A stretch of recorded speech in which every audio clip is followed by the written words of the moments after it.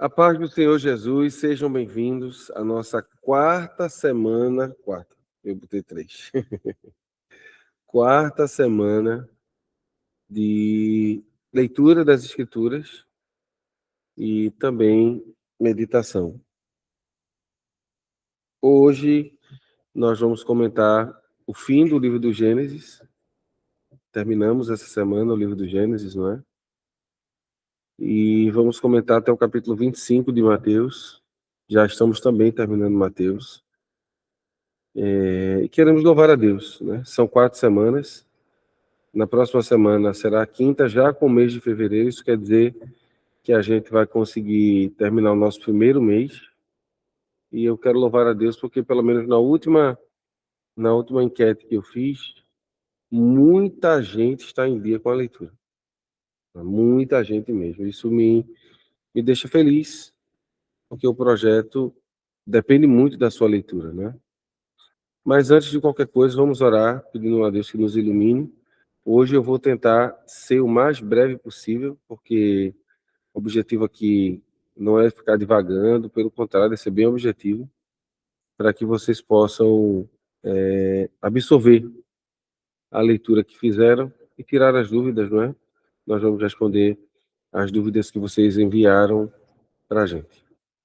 Pai querido, em nome de Jesus, eu quero te agradecer pela quarta semana seguida que eu e mais esses mais de 1.700 irmãos estamos lendo a tua palavra, procurando compreender e conhecer um pouco mais de ti. Senhor, estamos quase finalizando o nosso primeiro mês e eu sei das dificuldades inúmeras que existem para eles. Eu queria pedir a sua bênção sobre cada um e que eles possam ser alcançados pela tua graça. Senhor, ilumina nossa mente, nosso coração, para que a gente compreenda as tuas palavras. Obrigado por esta noite. Obrigado por este dia que os teus filhos estão assistindo. Estou gravando à noite, mas eles devem estar assistindo isso durante o dia. Os ajude e os abençoe. E nos dê graça para continuar em fevereiro, março, abril, maio, junho, até dezembro, a leitura da tua palavra. Obrigado, Senhor. Nos dê força para continuar nesse projeto, em meio a tantas lutas que vêm aparecendo. Nos ajude. Em nome de Jesus. Amém. Sem mais delongas, vamos para o que interessa. Vamos para a temática dessa semana. Lendo a Bíblia com os meus alunos. Essa semana vocês leram do capítulo 37 a 50, eu acho que é a parte mais emotiva do livro do Gênesis, por conta do que Deus fez na vida de José.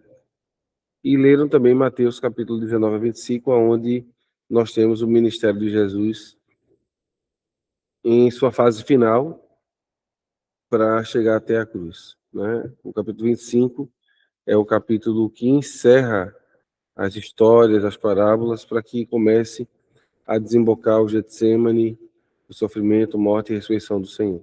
Então a gente tem 2 textos bem emotivos, né, para conversar hoje. Como sempre, eu tenho 3 pedidos. Se inscreva no canal, ative o sininho e deixe o seu like e o seu comentário. Uma coisa muito triste que está acontecendo é que tem muita gente que se inscreveu para o projeto, mas ainda não se inscreveu no canal, não deixa o comentário, não é? E isso é um pouco triste, porque a gente não cobra nada. E essa interação ela é importante, não é? É a forma de eu saber se vocês estão realmente comigo no projeto, não é? Quando vocês assistem um vídeo, por exemplo, a gente tem o primeiro vídeo com mais de 1.800 visualizações e quase ninguém comentou, quase ninguém curtiu. E aí eu não sei se eu estou atendendo ou não às demandas que vocês têm. Então, peço que vocês, por favor, curtam esse vídeo, compartilhem também, se inscrevam no canal, ative o sininho, para que eu saiba que esse vídeo realmente é relevante. Vocês não sabem o trabalho que eu e Danilo temos para produzir tudo isso, né? Tenho que fazer pesquisa, tenho que fazer análise de texto, tenho que ver as perguntas que vocês enviam, selecionar as que eu vou responder, as mais difíceis, não é? Porque às vezes tem muita pergunta repetida. Então, uma forma de você colaborar com isso é se inscrevendo, ativando o sininho deixando o seu like e também comentando, né? Comentando sobre a aula, deixando sua pergunta. Isso é muito importante, tá bom? Já que esse trabalho é totalmente gratuito, né? Ninguém está pagando nada para receber, tá bom? Tem a área de membros, mas a área de membros é para que você tenha acesso a mais materiais que estão dentro do meu canal, mas isso aqui fica muito mais para os alunos, do que para você que só está aqui no canal pela leitura da Bíblia. Não é obrigatório, mas se você quiser fazer parte do canal de membros, fique à vontade. Eu sou Jonathan Zeder, professor de teologia, e o propósito desse projeto é fazer com que mais pessoas tenham o que eu tenho todo ano, né? A oportunidade de ler a Bíblia e deixar essa oportunidade aqui para a gente conversar, tirar dúvidas e principalmente resolver, não somente ler, mas entender as Escrituras, tá bom? Vamos ao Antigo Testamento. Nessa semana nós lemos do capítulo 37 ao 50 e basicamente nós temos aqui a história de José. Tudo girou em torno de José nessa semana de leitura. É aqui que a gente vai aprender que Deus está no controle de tudo, mesmo quando a nossa vida é marcada por injustiça, sofrimento e traição. Eu sei que você sentiu a dor de José essa semana. Eu também sei que alguns de vocês até choraram por José, porque é uma história que se assemelha a muitas das histórias da nossa vida. Todos nós já fomos traídos por amigos, por irmãos, por pessoas que a gente respeitava, admirava. A gente só pode ser traído por esse tipo de gente, tá? A traição ela não vem do inimigo. Inimigos não podem trair. Inimigos, a gente só espera o pior deles. Então a gente só pode ser traído por um amigo, por um parente, por alguém que a gente respeita, considera. E José é o tipo de pessoa que faz com que a gente lembre das traições que a gente já sofreu, do desprezo que a gente já teve, das portas que foram fechadas para a gente, da inveja, do ciúme. Então, vocês devem ter se visto muito em José em alguns casos, né? Pelo menos é o tipo de leitura que geralmente é feito. Isso é legal que aconteça, é importante que aconteça, que faz com que o texto ele se torne vivo, né? Para cada um de nós. Mas vamos lá. Então, o texto revela que a promessa feita a Deus, de Deus a Abraão, continua avançando por meio da preservação dessa família escolhida, mesmo quando ele sofre injustiça. E uma coisa que eu espero que todo mundo tenha aprendido é que o sofrimento não anula o plano de Deus, né? E o contrário também é verdade. Os planos de Deus não anulam o sofrimento, tá? Então, Deus não vai tirar o mal só porque você tem promessa. Pelo contrário, muitas vezes ele vai usar o mal para transformar você e vai usar esse mal-estar em bênção para conduzir você a um patamar diferente. Observe que José é diferente de todos os seus irmãos. José não é igual a ninguém, né? Então, Deus transformou o mal em bem e conduziu seu povo da dor à esperança. Como sempre, eu divido em 5 partes, né? E aí, o que eu vou comentar vai ser bem rapidinho, não vou me estender muito, porque a história de José é muito conhecida. Então, a primeira coisa que a gente vê é as injustiças aplicadas a José, né? Traído e vendido pelos seus irmãos, ele foi vendido por 20 moedas, por conta dos seus sonhos, né? Fecho de trigo, um óleo de trigo, né? Que os outros se curvavam.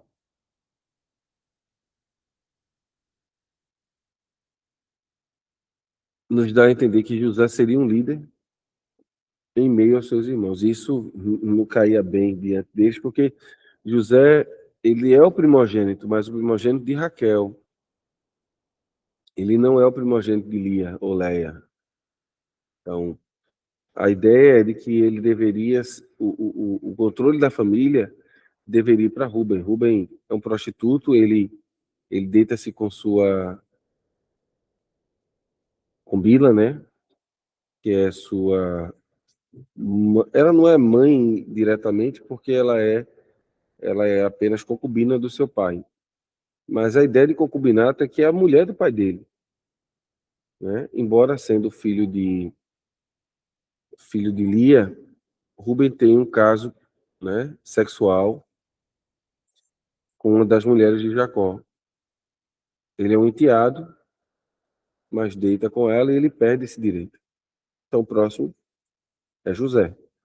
E Deus escolheu José por conta do seu coração.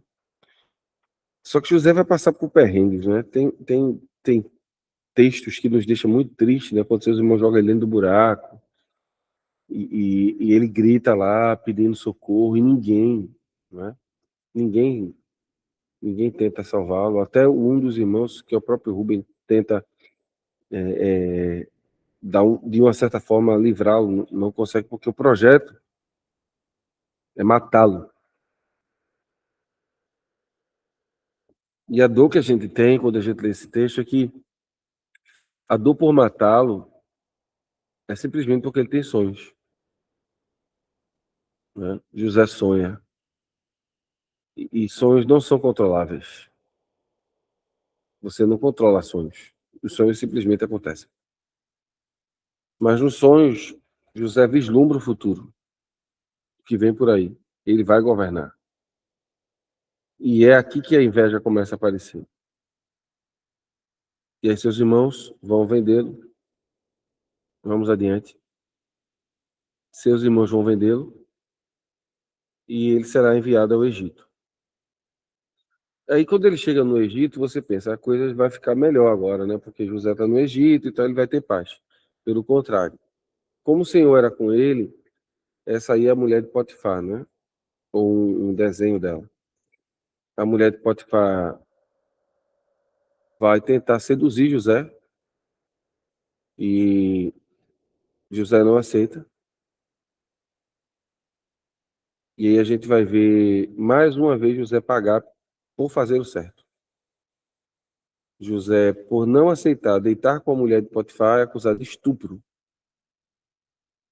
E a fidelidade leva ele à prisão. Um detalhe histórico que não está explícito no livro, mas que eu preciso deixar já explicado aqui, é que possivelmente Potifar não acreditou na sua mulher. Porque, lembrando, eu sou professor de história também, né? O Egito aplicava a pena capital, né, para... Era morto, tá?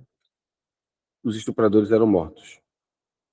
Então, é complicado dizer que Potifar acreditou na sua esposa, mas ele, de uma certa forma, poupou a vida de José ao colocá-lo naquela prisão. Então, a prisão, na realidade, é uma forma de proteger José. Eu sei que nenhum de nós entende isso. Quando a gente está passando por dor e Deus permite que a gente fique isolado, né? A gente já foi vendido pelos nossos irmãos. Imagine como essa pessoa poderia se tornar uma pessoa assim, má, vendido pelos irmãos, revendido no Egito, comprado por um homem, sua mulher dá em cima dele, ele faz o que é certo, ele não deita com ela, é acusado de estupro, podia morrer, mas foi colocado na cadeia. Eu acredito que Potifar não acreditou na mulher, por isso ele não matou José.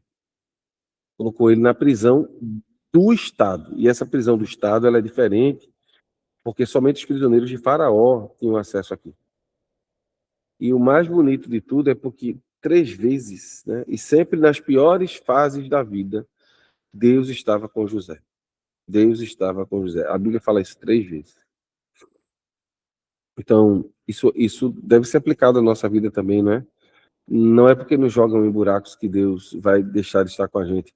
Os homens não têm poder de atrapalhar a presença de Deus. A única coisa que pode retirar a presença de Deus de nós é o pecado. E a gente vai aprender isso com Davi lá na frente. Mas fidelidade não tira a presença de Deus. Então lutemos para permanecer fiel ao nosso Deus, mesmo diante das dificuldades. José foi fiel, Deus o preservou e ele foi colocado em uma prisão junto com os presos do faraó, certo? Ele vai estar lá e em um determinado dia a Bíblia vai nos lembrar que algumas coisas acontecem desde que o copeiro e o padeiro são enviados para lá. E a história é belíssima porque é um dia como qualquer outro, mas José acorda e há um rebuliço dentro do império do faraó, porque todo mundo que foi chamado para falar sobre o sonho não consegue explicar o sonho. Mas o copeiro lembra que ele passou por lá e José interpretou seu sonho. E o sonho do faraó era algo muito objetivo. Espigas gordas, vacas magras, espigas magras que eram engolidas, né? E Deus também dá a José a interpretação. A princípio, Faraó diz que isso estava em José, e José coloca as coisas no lugar, isso não está em mim. Mas Deus dará uma resposta favorável ao rei. Então, quando José ouve os sonhos e Deus dá a interpretação, nós temos uma reviravolta abrupta. José passa a ser o tão esperado líder que Deus prometeu a ele. Do capítulo 42 a 45, acontece algumas cenas bem interessantes, né? Os irmãos de José vão até ele sem saber que ele é José. E aí, na primeira viagem, fica um, porque José os acusa de espias. Um deles fica, Simeão. E aí, voltam, em vez de 10, 9. Jacó fica perturbado e tal, mas a comida acaba. Eles têm que voltar. E agora precisam levar Benjamim.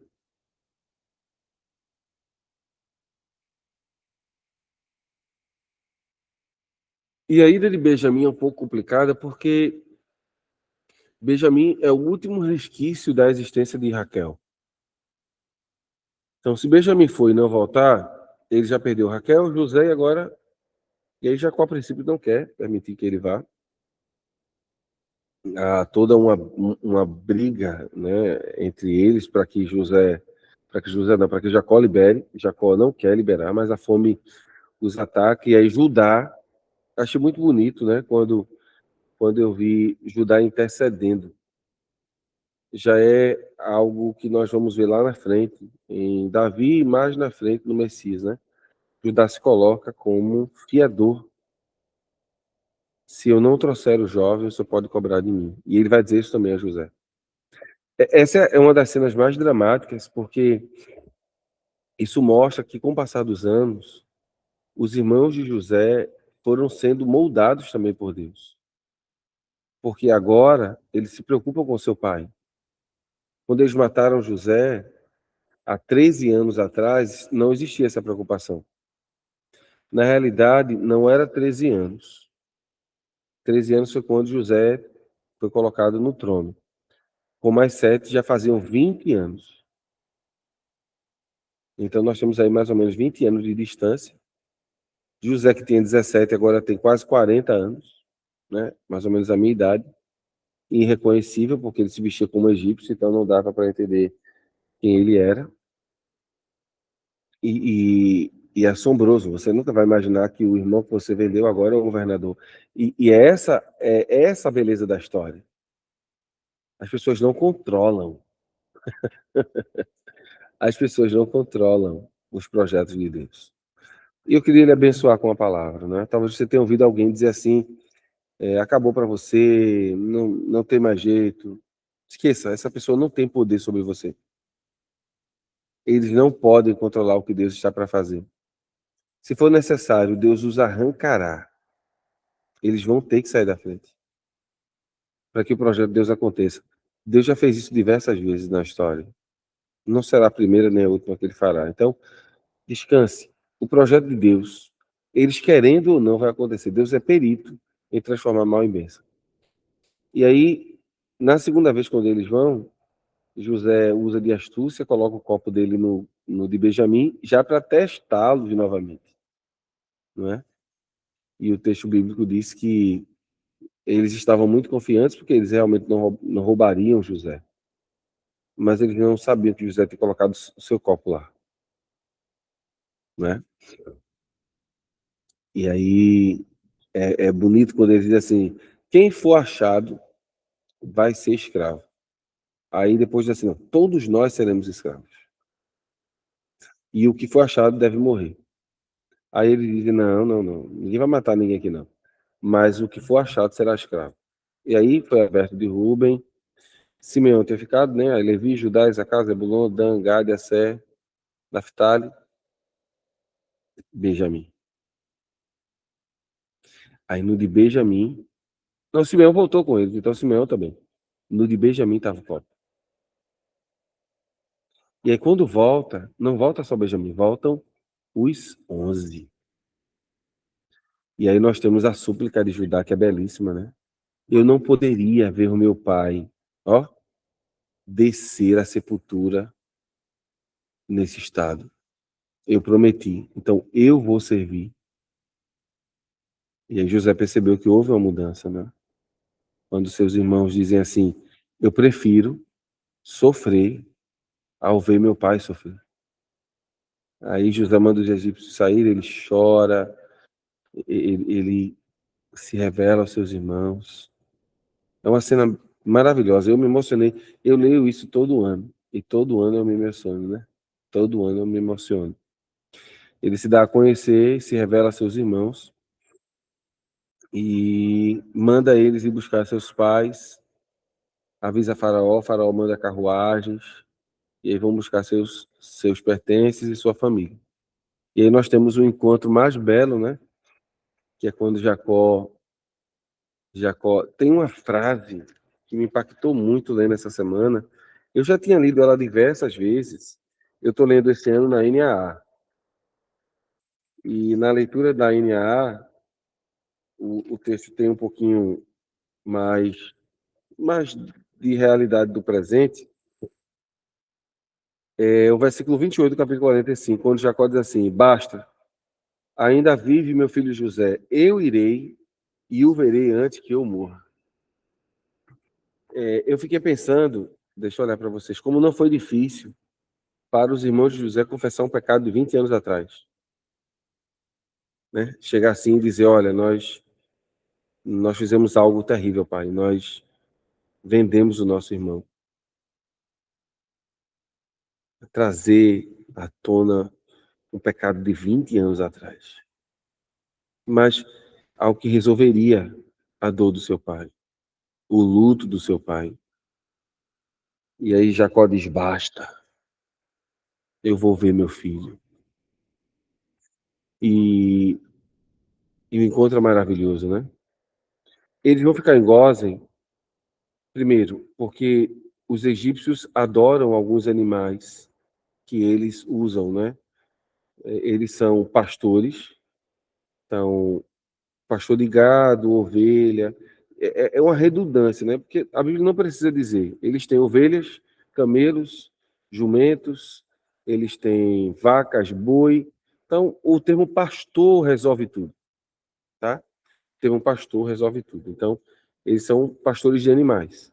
Mas os egípcios adoram animais. Então, é por isso que existe até uma certa forma da própria Bíblia explicar que eles não sentavam, por exemplo, na cena da mesa, os irmãos de José, que ainda não sabiam que José era José, sentavam numa mesa, José sentava em outra mesa e os egípcios sentavam em outra mesa, porque eles não comem com pastores. Eles têm um certo preconceito, principalmente porque aquilo que eles cultuam é adorado, é adorado pelos egípcios, mas ele é tratado como animal de consumo pelos hebreus. Então eles são vistos como gente de segunda classe, que ainda não evoluíram, essas questões que os espiritualistas de hoje também acreditam, né? Então é por isso, né? Alguns animais que os judeus, os hebreus, né, são hebreus, os hebreus usam como animais para o pastoril, são adorados como divindade no Egito. Então, por isso, essa separação, além dessa forma de se sentir maior, né? Mais evoluído, enquanto eles cultivam animais, embora que o próprio faraó tenha, né? O próprio faraó tenha, mas eles não se misturavam com pastores, tá? Não se misturavam. A cena de Jacó termina com Jacó abençoando todos os seus filhos. E José também leva seus filhos a serem abençoados, mas Jacó diz uma coisa interessante a José: a sua bênção será distribuída pelos seus 2 filhos. E aí tem a cena, né, da inversão de mãos, onde o menor é abençoado com a mão do maior, e a mão do maior é colocada na cabeça do menor e do menor do maior. José tenta desvencilhar essas mãos, mas Jacó o repreende e diz que sabe disso, mas que ele está vislumbrando o futuro. E é verdade, não é?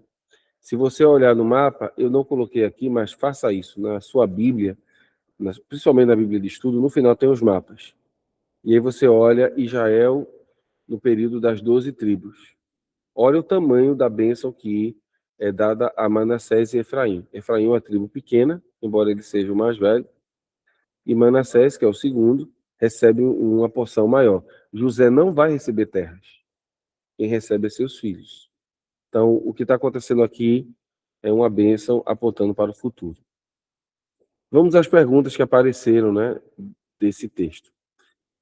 Gostaria de saber por que Jacó, ao abençoar os filhos de José, trocou as posições de mão. O que ele fez tinha algo a ver com o que aconteceu no passado entre ele e Esaú? A princípio, não. Não. O que tem aqui é que Deus está novamente fazendo o que fez com ele, né? Dando a bênção da terra, que é uma bênção realmente literal. Vá olhar no mapa que você vai ver. Manassés tem Manassés no norte e no centro. É a maior tribo, no sentido de tamanho, né? Ou foi a maior tribo, né? Já que hoje nós não temos, somente temos a tribo de Judá, parte de Benjamim e os levitas. Mas enquanto Israel foi uma tribo unificada, reino norte e sul, Manassés tinha o maior território, né? Tanto no norte como no centro, tá? Então, não acho que tenha alguma coisa em relação a Esaú, não, mas acredito que seja muito mais uma questão profética, né? A pergunta é: os irmãos de José tiveram que mentir que cuidavam de ovelhas para habitar na terra de Gósen? Não, eles cuidavam, porque, como eu falei, o termo pastor lá refere-se não somente a ovelhas, mas o que José quis dizer foi o seguinte: já se identifique com quem são, perdão, para que Faraó deixe vocês ficar em Gósen, porque é uma terra distante, mas tem pasto e dá para vocês viverem lá. Então, o que está acontecendo aqui é José explicando para os seus irmãos que eles devem ser, vamos dizer assim, verdadeiros para com Faraó, para que eles possam habitar distante dos egípcios e possam cuidar do seu trabalho. Então, não é uma mentira, já que ser pastor não envolve diretamente ovelhas, embora eles tinham muitas ovelhas, tá? Não se engane, não. Porque em um momento Jacó é chamado de Israel e em outro momento Jacó é Israel e em outro momento Jacó. Qual a diferença entre os textos? Sempre que Deus chama Israel de Jacó, está lembrando, se isso for depois do capítulo 32, né, que é a questão de Jaboque, se isso for depois do capítulo 32, 31 e 32, principalmente o capítulo 32, estamos falando, Deus relembrando quem Jacó foi, né? E Israel quem Jacó é, tá? Então, Jacó era aquele que corria atrás da bênção. Israel é aquele que Deus abençoou. Já tratei disso semana passada, né? Israel é o nome que Deus dá a Jacó a partir do momento que ele é tocado por Deus e transformado. Então, Israel, príncipe do Senhor, é aquele que foi vencido por Deus e agora deve ser de bênção para as nações. Ele carrega a bênção de Abraão. Em Gênesis 41, José interpreta o sonho do faraó. No entanto, além de cumprir a missão para a qual foi chamado, ele também apresenta estratégias sobre como agir nos anos de abundância e nos anos de fome. Podemos concluir que essa atitude proativa foi um diferencial para que Faraó o colocasse como governador do Egito. O que mais podemos aprender a partir desse texto? Sobre servir indo além do que nos é pedido. Bem, vamos colocar os pingos nos is aqui. José foi chamado para interpretar o sonho, tá? E a interpretação, ela não termina dizendo o que a vaca é, a vaca gorda e a vaca magra é, e a espiga gorda e a espiga magra é. Na realidade, o sentido não é só dizer, ó, vai ter 7 anos de fartura e 7 anos de fome.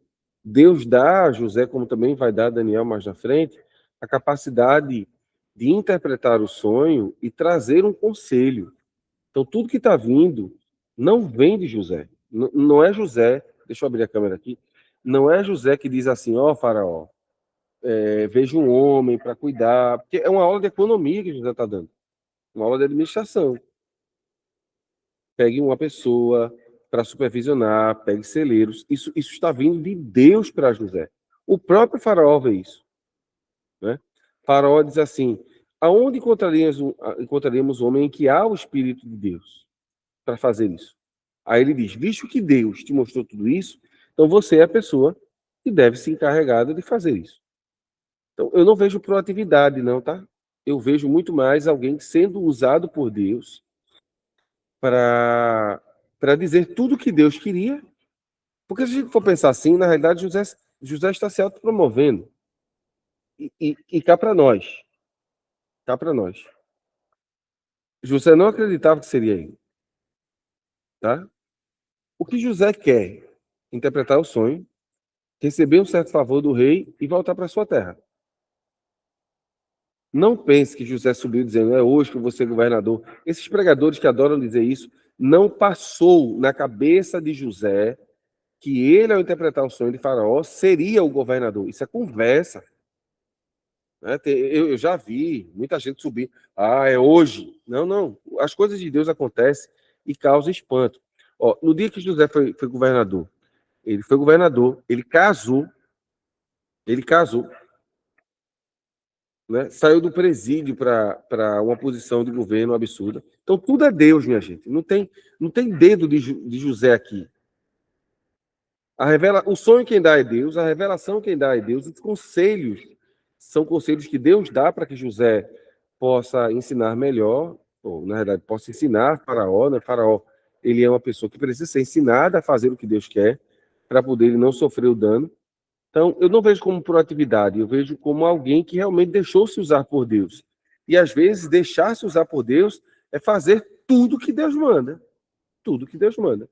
Né? Não é só dizer ao faraó, é 7 anos de fartura e 7 anos de fome, e Deus tem pressa para fazer. Não. O que é que Deus tem mais a dizer? Guarde comida. Guarde comida. Faça assim, faça assim, faça assim, faça assim, faça assim, faça assim. Escolha alguém para fazer isso. E José não tem currículo para isso. Entenda. José não tem currículo para isso. Faraó tem pessoas extraordinárias no seu reino para gerir isso aí. Mas agora a preocupação de Faraó não é ter alguém expert em economia. Ele não precisa de um economista formado em Harvard. Não. Ele precisa de alguém que tenha o Espírito de Deus. E se existe uma coisa que José tem no seu currículo é Deus estava com ele. Diga amém aí em casa. Então esse é o diferencial. José não tem formação, mas tem o Espírito de Deus nele. Toda vez que eu olho para essa história, eu fico pensando, né? Como a gente precisa de pessoas que, além de diplomas, têm o Espírito de Deus. Não sou contra diploma, não, tá? Eu tenho um bocado. É só papel. Fica numa pasta aqui em cima. Mas o que funciona de verdade é o Espírito de Deus. O conhecimento é bom, mas o Espírito de Deus faz a gente enxergar além. Glória a Deus por isso. A pergunta foi muito boa, viu? Parabéns para quem fez. Parabéns para quem fez. Então, eu vejo como um cumprimento pleno do que Deus chamou José para ser, né? Por fim, por que ser pastor de ovelhas era abominação para os egípcios? Porque os egípcios e os hebreus não podiam comer juntos. Já expliquei, não é? Os hebreus, eles cultivavam ovelhas para tosquiar alimentação. Os egípcios, não. Os egípcios tinham alguns animais como animais que deveriam ser adorados. Então, por isso essa questão de abominação. O termo abominação é um termo religioso, né? É um termo religioso e aparece sim no texto. Vamos para o Novo Testamento, eu vou ser mais rápido agora. Nessa ocasião dos evangelhos, do capítulo 19 e 25, Jesus caminha para Jerusalém e para a cruz. E aí os discípulos de Jesus começam a bater de frente com o pensamento dos judeus, né? Jesus vai trazer juízo, vai falar sobre vigilância, e a sua mensagem torna-se altamente escatológica. E aí escatológica do ponto de vista judaico. Isso é importante dizer. A princípio, nós temos o curso do discipulado, né? Jesus vai continuar ensinando sobre a cruz. Eu terminei falando sobre isso no vídeo anterior, que a vida agora é de entrega, não dá para servir e tentar barganhar com as coisas dessa vida. Ou você é dele, ou você não serve. E vai reafirmar a questão de cruz, né? No capítulo 20. Eu adoro essa frase, o reino invertido, né? Faz parte da teologia americana. Eu coloquei aqui por conta disso. A ideia de que o maior é o que serve. Quem é que reina? É o que serve. E aí Jesus apresenta a cruz como esse grande momento de serviço, né? Nós temos ainda a autoridade de Jesus sobre a religião judaica. Jesus entra em Jerusalém de forma triunfal, né, montado no jumento, as pessoas clamam Hosana ao filho de Davi, que é uma terminologia dada ao Messias, né? Então é um reconhecimento de que Jesus é o Messias legítimo, e como rei legítimo, Jesus organiza a bagunça que está no templo, né? Eu coloquei aí a cena de Jesus expulsando os cambistas, que eram pessoas que iam para o templo. Veja que coisa absurda. Veja que coisa absurda ocorria nesse templo. As pessoas levavam sua oferta. Imagina, eu trouxe a minha oferta para ofertar. Aí o sacerdote olhava e dizia: sua oferta está imperfeita. Aí eu ficava chocado porque eu guardei a minha ovelhinha para ser ofertada e ela não serve. Guardei o meu boi para ser ofertado, ele não serve. Imagine, eu vim lá de cima, desci, andei dias e eu não pude ofertar. Aí o sacerdote dizia: olha, não se preocupe. Aqui do lado tem ovelhas, tem bodes, tem carneiros, tem boi, que eu já avaliei. Você vai levar o seu animal e vai trocar por um animal e pagar um valor, porque aquele animal lá vai servir esse não. Aí, quando a pessoa chegava para fazer isso, ele tinha que pagar. E aí, geralmente, ele trazia a moeda do seu país, né? E quando ele oferecia essa moeda, o pessoal dizia: não, tem que voltar lá e trocar no câmbio. Cambistas é o pessoal que pega a moeda de outro país, de outro estado, de outro lugar. Sim, o templo tinha uma moeda própria, tá? O templo tinha uma moeda própria. E aí eles pegavam essa moeda e trocavam pela moeda do templo. Quando faziam essa troca, uma parte desse dinheiro ficava com o cambista. Então, alguém que ia ofertar a Deus já perdia dinheiro aqui. E já perdia dinheiro porque o sacerdote não queria aceitar a sua oferta. O mais triste de tudo é que geralmente a oferta estava perfeita. Inclusive, quando o próximo da fila ia oferecer o seu sacrifício, novamente eles não aceitavam. E aquele animal que tinha sido apresentado e que não servia, era agora vendido para o outro. Jesus ficou muito irado com isso, porque a sua casa virou um lugar onde as pessoas estavam muito mais preocupadas com o lucro do que em buscar a Deus. Ele diz: a minha casa será chamada casa de oração, e vocês a tornaram covil de ladrões. Jesus não está falando só dos cambistas, não. Jesus está atacando todo o pessoal que fazia parte também do Sinédrio, né? Mas o grupo religioso é chamado de saduceus, que é o pessoal que controla o templo. Então Jesus pega um azorrague, que é um tipo de chicote, empurra as mesas, expulsa os cambistas e diz: a minha casa não será um covil de ladrões, ela será chamada casa de oração. E ele é visto como Messias também aqui, tá? O zelo do Senhor o consome. É uma das cenas mais belas, mas que também irritou muito, e é por conta disso também que Jesus vai ser morto, tá? por conta do seu confronto com o pessoal que fazia parte do Sinédrio. Era um povo hipócrita, né? A hipocrisia é um pecado absurdo, porque faz você exigir do outro o que você não faz. Só que agora o rei legítimo está entrando em Israel. E ele pode fazer isso, ele tem autoridade para fazer isso. E ninguém consegue pará-lo. E aí, o fim da jornada começa com Jesus contando como é que vai acabar tudo. Porque eles se vislumbram com o templo, né? No capítulo 24, diz: olha que templo maravilhoso. Jesus diz assim: essas pedras vão cair, não vai ficar nada mais aqui. E aí ele diz assim: então é o fim do mundo. E aí Jesus começa a conversar com ele sobre os finais dos tempos, alertando, não é? Para que haja perseverança.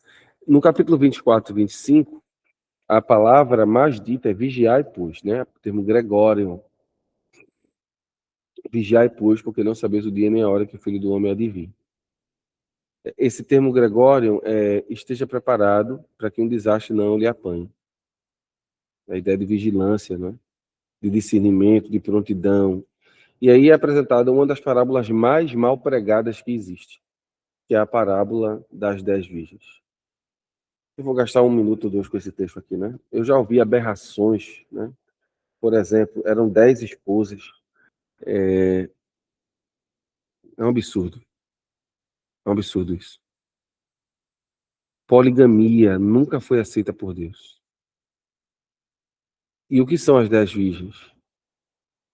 São convidadas para iluminar o caminho da noiva. A noiva está oculta em Mateus 24. Quem aparece são os convidados e o noivo.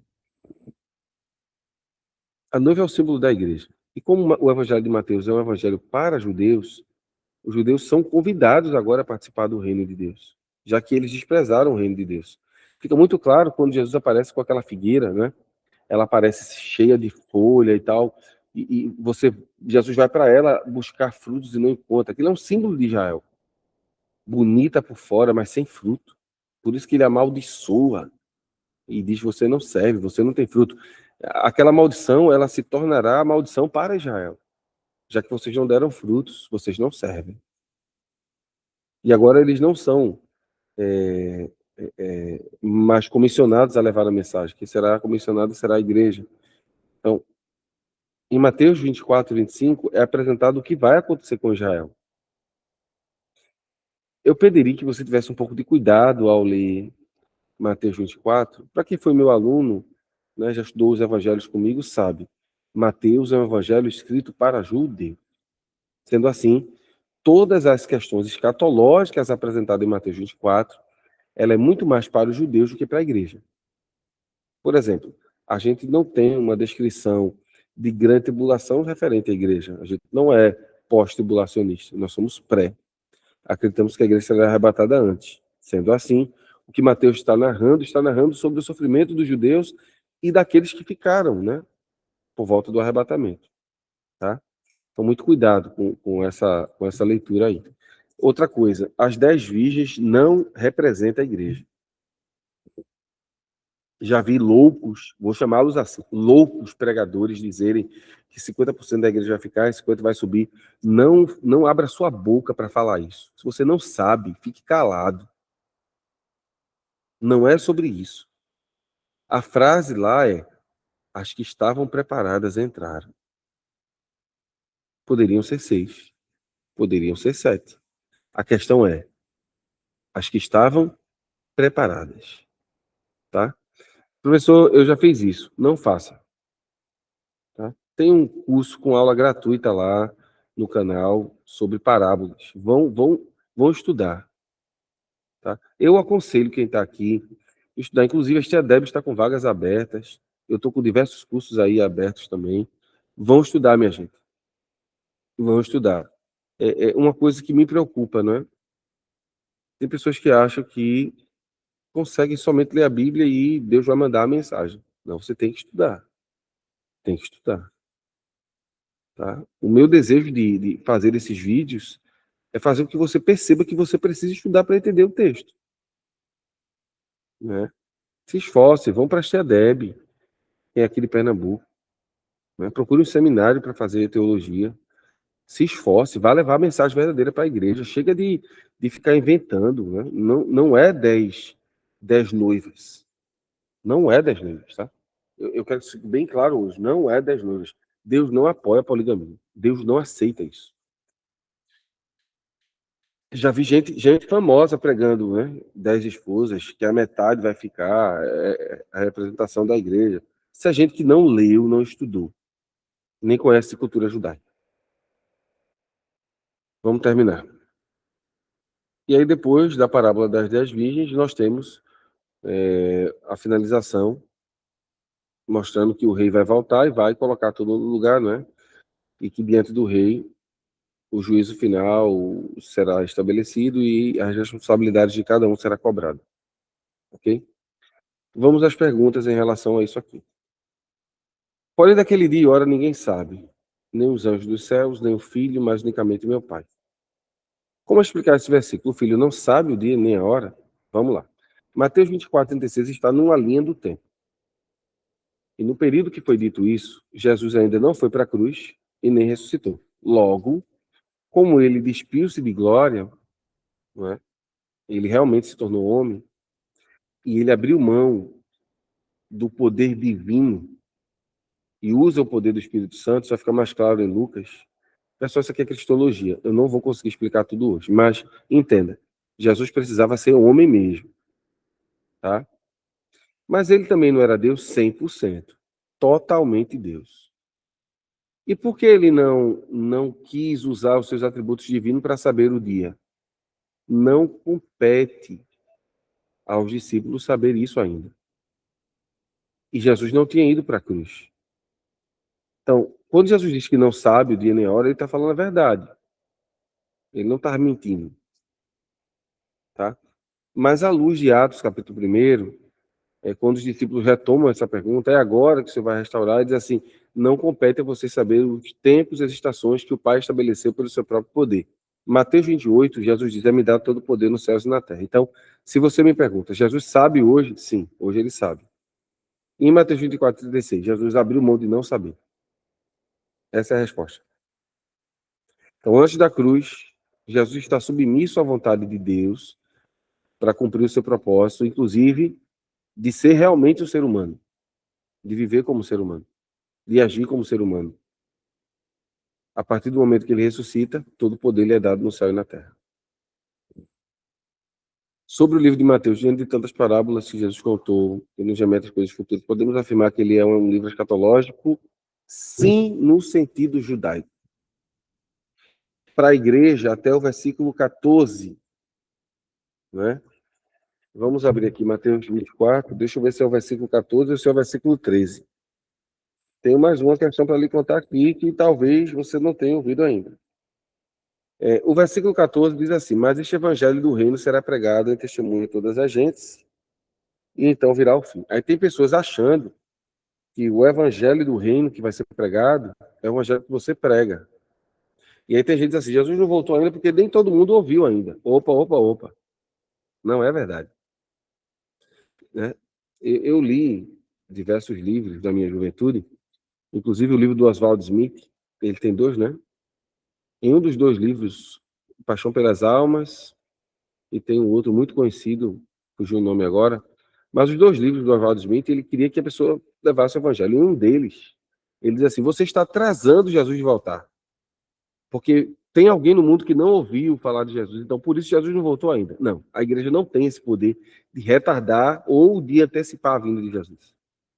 A vinda de Jesus se dará no dia que o Pai mandar ele vir e acabou. Isso já está determinado, Jesus já tem uma data determinada para vir. A gente não sabe, nem interessa a gente. Você precisa estar vigilante e aguardar aí. O evangelho do reino não é pregado pela igreja. Nós pregamos o evangelho da graça. O evangelho que a gente prega é a sede de Jesus para morar no céu. E qual é o evangelho do reino? O rei está vindo aí. Foi o evangelho que João Batista pregou. O rei está chegando. Arrependam-se. Os discípulos também pregaram. O reino chegou. Está aí o Messias. Eles mataram e crucificaram. No ato do arrebatamento da igreja, o evangelho que vai ser pregado não é a sede de Jesus para morar no céu. É creia no Messias, porque ele vai voltar para governar. Então, É o evangelho do reino que volta a ser pregado. Então, este evangelho do reino é o evangelho que Jesus pregou, que os discípulos pregaram, o evangelho que João Batista pregou. Qual é o evangelho que é pregado após a ascensão de Jesus? É o evangelho da graça que anuncia o retorno de Jesus. Ele vem para levar a igreja. Ele vem para levar a igreja e implantar o seu juízo aqui. Mas não que ele vai reinar. O evangelho do reino será pregado após o arrebatamento. Então, até o 13 se refere à igreja. Aquele que perseverar até o fim será salvo. A partir do 14 é tudo para Israel. Então, muito cuidado. Né? É daqui que surgem as interpretações pós-tribulacionistas e midi-tribulacionistas. Tá? Fica aí a dica para vocês. Esse vídeo ficou longo de novo, né? Vamos terminar. Segundo Mateus 24, 22 e 14, o número de salvos será menor que dos ímpios. É aquele, né? Muitos são chamados, poucos escolhidos. Eu não acho que seja uma questão de quantidade, não, sabe? Eu acho que é uma questão de qualidade. Eu sei que é pesado o que eu vou dizer, mas eu preciso dizer a vocês. Né? O reino de Deus, embora seja oferecido a todos, não será abraçado por todos. Então, existe uma responsabilidade humana aqui diante do chamado de Deus. Todo mundo é chamado, mas nem todo mundo quer. Muitos chamados, poucos escolhidos, muito mais aponta para a diferença entre convite e resposta. Então, observe que a oportunidade é dada a eles, mas eles não querem. Eles não querem. Jesus ofereceu. E a gente, dos 12 discípulos, um não quis. Fora os discípulos que voltaram quando Jesus começou a dizer assim, que não comeu minha carne e meu sangue. Né? Então, tenha isso em mente. O evangelho é para todos, mas nem todos querem. Se é uma questão de quantidade, a gente não sabe. A gente vê mais como uma questão de qualidade, tá? Qualidade. Vamos à quarta pergunta. O significado de filho de Davi. O significado messiânico. Todas as pessoas chamaram filho de Davi a ideia de que entenderam que Jesus era o Messias. É um termo para o ungido de Deus, né?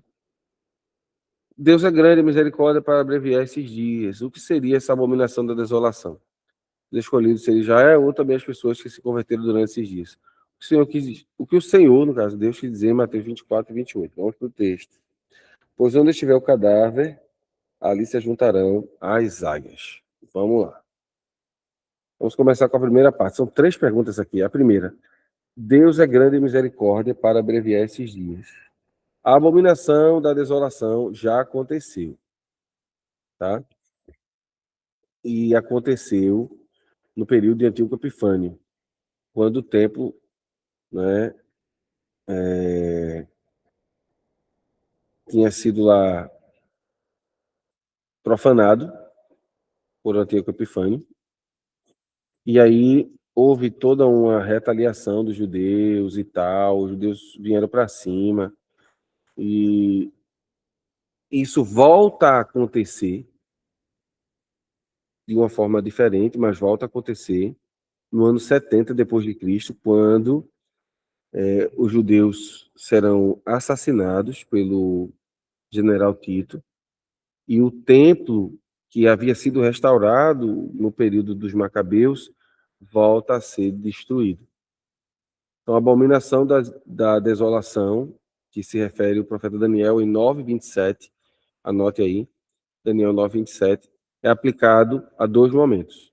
Primeiro momento é o que a gente chama de profecia de dupla finalidade, né? Ou dupla conclusão. Ela se aplica ao momento e depois também. Aconteceu com o Antíoco Epifânio, mas vai acontecer de novo. Ou seja, Jesus está dizendo, ó, não destruíram o templo uma vez, vão destruir de novo. Essa é a primeira questão. A segunda, os escolhidos aqui, não é somente Israel, tá? É Israel e os gentios convertidos, ok? Já o versículo 28, nós temos uma figura de linguagem aqui. Então, onde estiver o cadáver, ali se juntarão as águias, né? E águia aqui é ave de rapina, pode ser também utilizada a ideia de urubu. É a ideia de que onde houver corrupção, o juízo vai vir de todo jeito. Então, o juízo está prestes a acontecer. Então, a primeira pergunta, a abominação da desolação, uma referência a Daniel 9:27, que se aplicará no ano 70. Os escolhidos, Israel e os gentios. E a terceira pergunta, Jesus que dizia em 24:28, onde estiver o cadáver, ali se juntarão as águias, ou seja, o juízo de Deus está prestes a se estabelecer, principalmente porque o povo não ouviu a voz de Deus. Então, já que eles não ouviram, estão mortos, chegou a hora das aves de rapina destruir, lacerar, né? O juízo chegou. Seria mais ou menos isso que Jesus quis dizer. Eu estou usando o Carson e outros para falar sobre isso, tá? Acho que vale a pena você comprar o comentário que eu aponto lá no final. Por que essa atitude de Jesus em Mateus 21:19? A maldição da figueira, né? Eu acho que eu já comentei sobre isso na aula. E, avistando uma figueira perto do caminho, dirigiu-se a ela e não achou nela senão folhas. Disse, nunca mais nasce fruto de ti. E a figueira ficou imediatamente seca. É uma questão profética, porque Israel é o símbolo da figueira, né? Jesus disse assim, olhem para a figueira. Israel é esse símbolo. Então, como Israel não tem fruto, ela é amaldiçoada. Como essa figueira aqui também, tá? Então, é um símbolo do que vai acontecer com Israel. Em Mateus 19:28, Jesus fala sobre 12 tronos que os discípulos iriam sentar quando ele subisse para a glória. É correto pensar que os 12 discípulos fazem parte dos 24 anciões? Sim. Os 24 anciões são 12 líderes das tribos de Israel, simbolizando a antiga aliança, e os 12 apóstolos da nova aliança. Então, 12 discípulos da nova aliança, 12 anciãos representando esses discípulos. 12 anciãos da antiga aliança representando as tribos de Israel. A questão dos livrinhos que eu usei mais uma vez para a aula de hoje, né? Tirando Gênesis 1 e 2, o comentário do Kibner. Muito bem. Hoje tivemos bastante perguntas, né? Muito bem. Semana que vem nós vamos começar já Êxodo. Espero que estejam animados, não é? Pessoal, não fiquem no raso. Não fiquem no raso. Comecem a aprofundar-se. Comece a desejar estudar mais, sabe? Fazer pontuações. Quando a gente abre para perguntas, é uma oportunidade que você tem de realmente tirar dúvidas, mas procura aprofundar-se, procura comprar livros para tirar dúvidas, não é? Para que, quando venham perguntas bem complexas. Das perguntas de hoje, apenas 3 eu tive que fazer uma revisão. O restante tudo eu já sabia a resposta. Então, eu queria chegar ao nível de que eu não soubesse de nenhuma das perguntas. E eu tenho que responder ou procurar todas as respostas. Um outro detalhe que está acontecendo. Eu estou recebendo muitas perguntas, e houve essa semana e na semana anterior, perguntas de vocês que envolvia a questão do divórcio, que eu basicamente respondi semana passada, né? E aí muita gente querendo saber sobre essa questão de casamento, novo casamento com a repudiada. A gente precisa ficar com um texto, tá? O texto bíblico diz que quem casar com a repudiada comete adultério. E se o camarada que repudiou a sua mulher sem ser por ato de adultério, também comete adultério. Isso é o que o texto diz. Só que eu preciso dizer a vocês o que eu já falei semana passada, né? Semana passada eu expliquei que cada caso é um caso. Então, eu aconselho você procurar o seu pastor, tá? Eu aconselho você procurar o seu líder espiritual, né? O seu presbítero e o seu pastor. Por quê? Porque eu não sei o seu caso. E eu não posso julgar o seu caso sem conhecer você.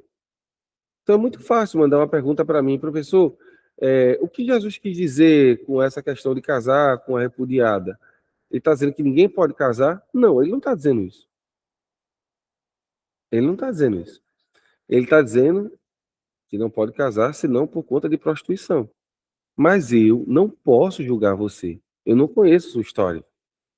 Então, meu conselho é, se essa pergunta foi feita uma questão pessoal sua ou de alguém da sua família, que essa pessoa procure o líder espiritual mais próximo e confiável que você tem. Não é só o mais próximo, né? Porque tem gente que é próximo e não é confiável. Mas também que seja confiável, para que você peça uma orientação. Porque tem pessoas que estão carregando fardo que não é necessário, tá? Existe sim um mandamento em relação ao adultério, existe sim, mas também existe sim a possibilidade de um novo casamento de acordo com as escrituras. Mas eu não serei a pessoa que vou lhe dar essa resposta aqui, porque eu não conheço o seu caso. Eu costumo pensar que cada problema, né, tem uma solução diferente. Então, procure o seu pastor.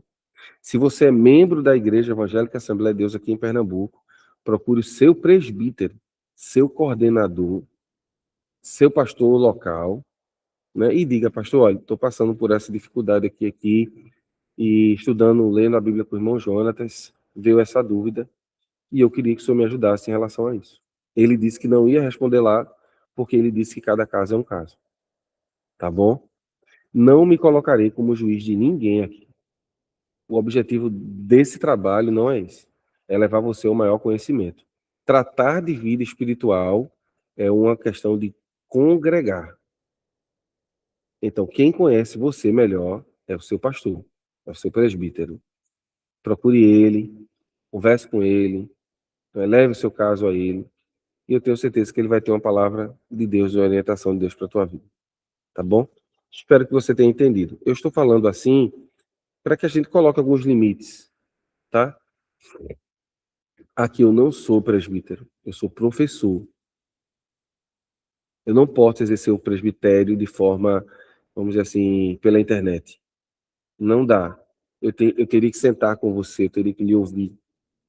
Embora eu seja presbítero, eu não posso exercer o presbitério aqui. Isso não funciona. Eu não concordo. E eu não estou dizendo isso porque alguém me mandou dizer. É porque eu discordo de pessoas que usam a internet para pastorear pessoas. E esse lugar não é para pastorear ninguém. Esse lugar aqui é para a gente se animar, ou animar uns aos outros a entender as escrituras e, principalmente, não é, tentar descobrir o que o texto diz. Mas pastorear, não.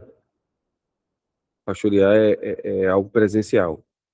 Para vocês terem uma ideia, eu sou presbítero há mais de 10 anos.